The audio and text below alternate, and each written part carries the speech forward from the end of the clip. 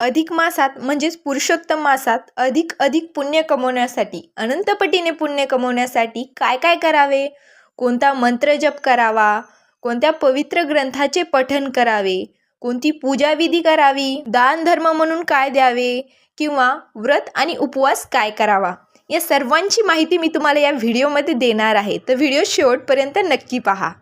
2026मध्ये येणाऱ्या अधिक मासाची म्हणजेच पुरुषोत्तम मासाची उत्सुकता आपल्या सर्वांच्याच मनामध्ये आहे.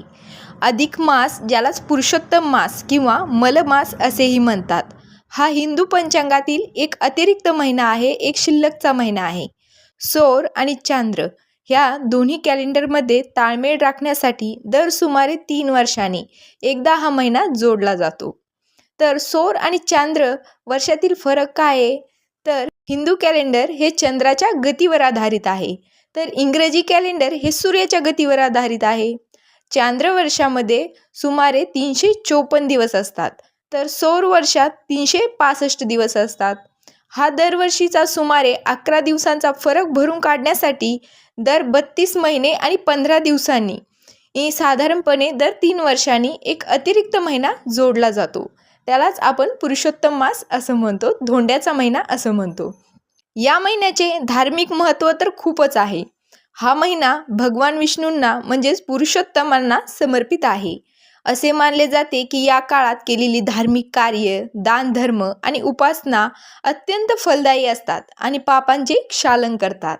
अधिक मासात काही कार्यांना मनाई पण आहे, काही शुभ कार्यांना मनाई आहे. जसं की अधिक मासात विवाह, ग्रहप्रवेश, मुंडन यांसारखी कोणतीही शुभ किंवा भौतिक कार्य सहसा केली जात नाहीत. तथापि हा काळ आध्यात्मिक साधनेसाठी, जप, तप, उपवास आणि ध्यानासाठी अतिशय शुभ मानला जातो. तर हा अधिक मास कधी येतो? तर ज्या चांद्र महिन्यात सूर्याची संक्रांत म्हणजे सूर्याचे एका राशीतून दुसऱ्या राशीत जाणं होत नाही, त्या महिन्याला अधिक मास म्हटले जाते. तर 2026मध्ये हिंदू कॅलेंडरनुसार 13 महिने असतील. अधिक मास हा ज्येष्ठ महिन्यात येईल, त्यामुळे त्याला अधिक ज्येष्ठ मास किंवा मलमास म्हटले जाईल. म्हणजेच इंग्रजी कॅलेंडरनुसार मे महिना आणि जून महिना.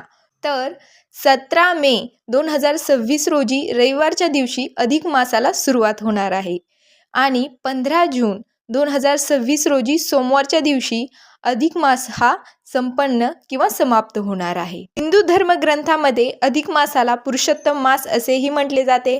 भगवान विष्णूंनी या महिन्याला स्वतःचे नाव दिले, ज्यामुळे या महिन्याचे महत्त्व खूप वाढले. हा महिना आध्यात्मिक साधना, जप, तप, तपस्या, उपवास, दान धर्म, पवित्र ग्रंथ वाचण्यासाठी अत्यंत शुभ मानला जातो.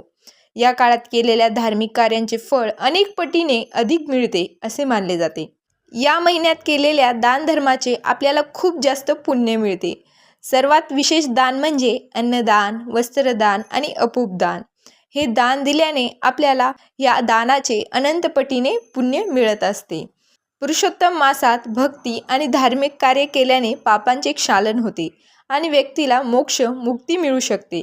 म्हणून या महिन्यामध्ये काही नाही झालं तर ओम नमो भगवते वासुदेवाय या मंत्राचा 108 वेळेस प्रत्येकाने रोज जप करायचा आहे. हा जप केल्याने 108 वेळेस हा जप केल्याने या महिन्यात तुम्हाला लाखो पटीने, अनंत पटीने याचं पुण्य मिळणार आहे. म्हणून या महिन्यामध्ये भगवान विष्णूची, श्रीकृष्णांची, लक्ष्मी मातेची खूप मनोभावे सेवा करा आणि तुमच्या पदरामध्ये लाखो पटीने पुण्य मिळवून घ्या. ही संधी फक्त 3 वर्षांनीच मिळते बरं का. हा व्हिडिओ कसा वाटला ते कमेंटमध्ये नक्की सांगा आणि अशाच आध्यात्मिक आणि माहितीपूर्ण व्हिडिओसाठी आपल्या ज्ञानभक्ती मराठी यूट्यूब चॅनलला सबस्क्राईब करायला विसरू नका.